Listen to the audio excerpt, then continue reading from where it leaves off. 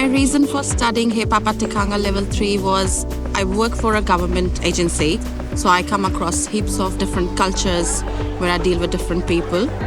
And I found with my experience that there was a commonality between the Indian culture and the Maori culture, so I wanted to know more about it.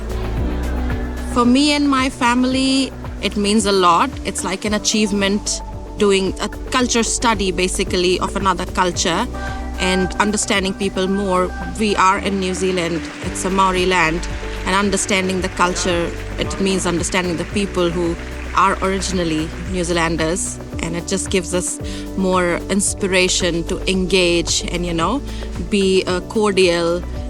At the end of the day, we are all in the waka together.